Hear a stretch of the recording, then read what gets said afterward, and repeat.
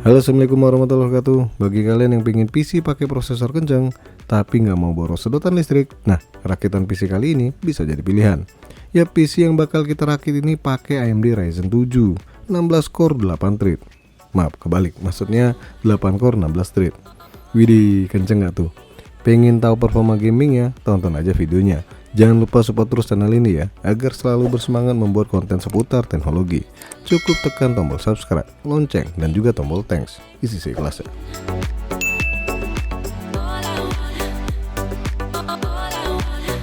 Untuk link pembelian silahkan cek di deskripsi ya, pilih sesuka hati. Tapi awas, jangan sampai salah beli. Jadi pembeli wajib teliti. Soal beda harga, kalau bedanya nggak banyak kenapa harus dipermasalahkan ya? Yang penting bisa dipercaya, bener apa bener banget. Oke, lanjut kita bahas partnya satu persatu.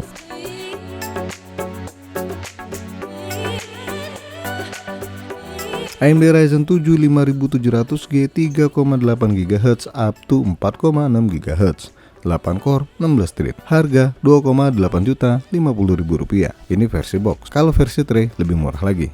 Udah tahu kan alasannya kenapa PC Ryzen 7 ini jadi PC murah? Nggak tahu bos. Udahlah, terkepanjangan. ASRock A520M HPS, harga Rp895.000. Motherboard golongan murah meriah mantap jiwa nih, nggak perlu update BIOS kalau mau pasang Ryzen 7 5700G. Tinggal tancapin langsung ke deteksi. ZADAK Twist 16GB dual channel 3200 mAh, harga Rp495.000. Ya, kali ini kita rakit non bling bling ya, yang penting PC-nya tetap bisa gaming. Tim MP33 512GB NVMe 30, harga Rp400.000. Buat sementara waktu pakainya segini dulu ya, ntar kalau ada dana tinggal tambah harddisk 8 tera atau 16 tera kalau udah murah. Deepcool PK550D 80 plus bronze, harga Rp660.000. Salah satu power supply murah dengan garansi yang cukup lama nih, hingga 5 tahun. Kedepannya masih bisa up PGA nih, bahkan RTX 2060 Super pun hayu, atau malah RTX 3060. Cube Gaming Stand, harga Rp330.000. Casing ini ukurannya mungil ya, tampilannya centil, dan yang penting ada bonus yang nyempil. Yap, 2 kipas RGB sama LED bar RGB.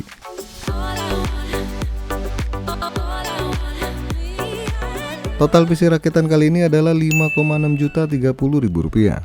Mahal bos. Iya, wajar sih, kan ini kan pakai Ryzen 7 5700G. Golongan prosesor kenceng dengan eGPU yang boleh dibilang kenceng juga di kelasnya. Masa iya PC ini harganya 3 jutaan? Jangan pinter dong. Gila dong. Kedepannya seperti yang saya bilang, kalian gak usah khawatir buat upgrade ya. Kalian bisa tambah VGA RTX 2060 Super ataupun RTX 3060 lanjut. Atau sesama kubu merah nih, yaitu AMD Radeon RX 6600 atau malah RX 6650 XT. Ya bisa dong. Sekarang kita lihat nih performa gaming Ryzen 7 5700G dengan onboard GPU-nya di beberapa game.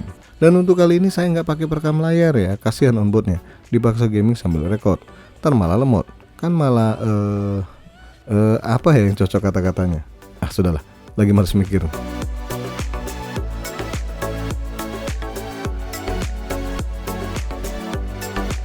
PS 2024 di game satu ini sih tetap ya, biar kata performa prosesor tergolong wah, tapi ini cuma ngandelin onboard VGA, jangan dipaksa, ntar nggak nyaman dilihat mata.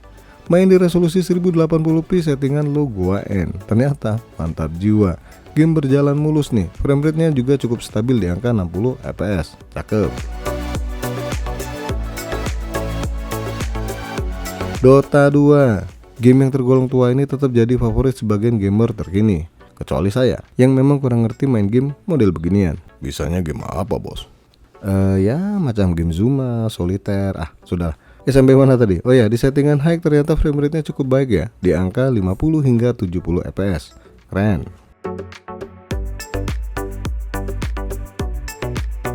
GTA 5, game tua yang masih banyak idolanya. Tapi biar kata tua, kalau rata kanan sebagian VGA bisa menyerah. Ampun kakak, aku lemah. Nah di sini jelasnya saya nggak maksa ya, sadar dong kemampuannya sebatas mana. Makanya coba main di settingan high aja deh, resolusi 1080p. Dan ternyata hasilnya cukup baik ya, frame rate-nya masih tembus di angka 40 hingga 50 fps. Kalau mau fps lebih baik lagi, pastinya turunin settingan ke normal.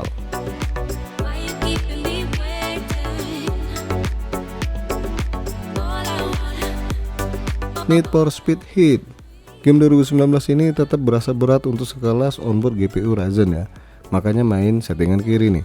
Di resolusi 1080p hasil FPS yang didapat sih nggak bagus-bagus banget ya, tapi lancar loh, nggak patah-patah, apalagi patah hati. Itu asli bikin sedih. Sedangkan kalau yang ini tetap bisa menghibur hati, yang sendiri nambah sang kekasih. Curhat bos. Kagak sih, cuma puisi.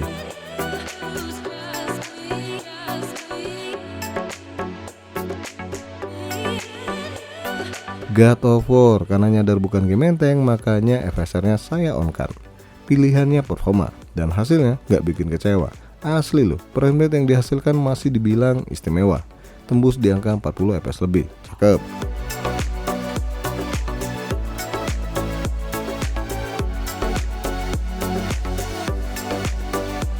Resident Evil 4 Remake, bukan musuh yang selevel sih sebenarnya. Anteng bos. Ya enggak lah, ini kan game lumayan berbobot alias abot.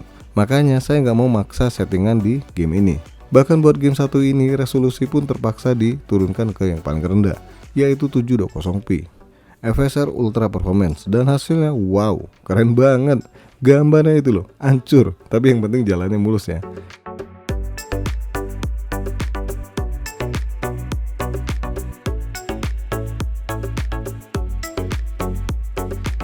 The Last of Us, lagi-lagi game baru yang lumayan bikin user PC terharu karena spek yang diminta bikin ngilu nih. Dengan settingan low, FSR aktif, resolusi 720p, frame rate yang dihasilkan cukup baik ya. Tapi ya gitulah ya, gambarnya hancur, cuma nggak sehancur hati saya mengingat tagihan di mana-mana nih. Alah.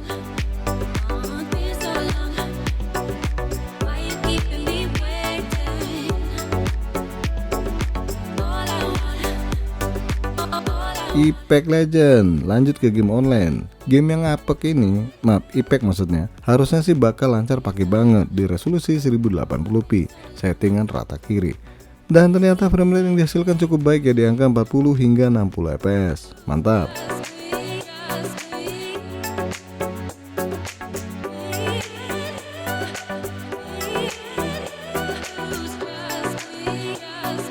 PUBG main di settingan very low, resolusi 1080p. Hasilnya sih bisa ditebak ya. Frame rate yang dihasilkan di angka 50 hingga 60 fps. Kalau kalian mau maksa di settingan ultra, kalian pasti kecewa. Frame rate-nya susah nembus di angka 30 fps. Kebanyakan sih jatuh-jatuh di angka 20-an fps.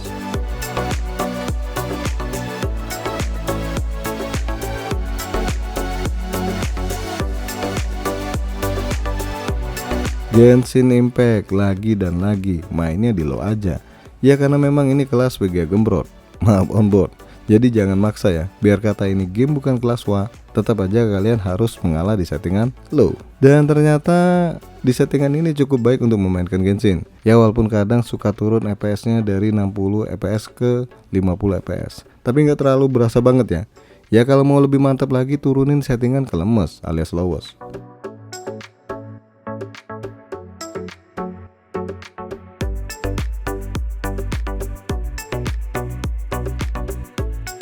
Warzone 2.0, salah satu game favorit saya nih. Walaupun sampai sekarang saya juga nggak tahu main benernya gimana nih. Tapi jujur ya, game ini keren banget nih. Dan biar kata main di settingan rekomen resolusi 1080p, game ini berjalan sangat baik nih.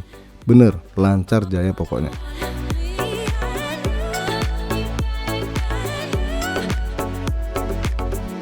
Valorant, game yang CPU bond ini pastinya dapat hasil yang cukup tinggi. Bener, di settingan low dapat frame rate di angka 200-an fps. Bahkan kalau maksa di settingan high pun masih tetap dapat di angka 100 fps lebih.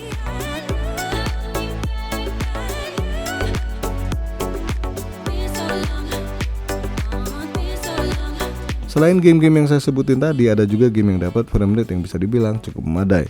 Ya macam AC Valhalla nih. Begitupun juga dengan game Far Cry 6.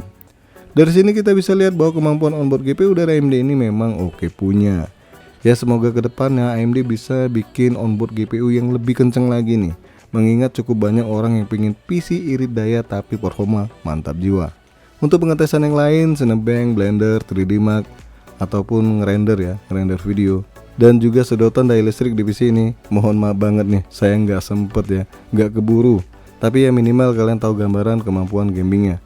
Kedepannya seperti yang saya bilang di awal, kalian bisa AVGA biar lebih jos lagi buat diajak bergaming maupun editing, atau malah live streaming. Oke guys, sampai di sini aja dulu PC AMD Ryzen 7 termurah sejagat raya. Jangan lupa untuk support terus channel ini dengan cara subscribe, like, dan share. Terima kasih udah mampir di NK Channel.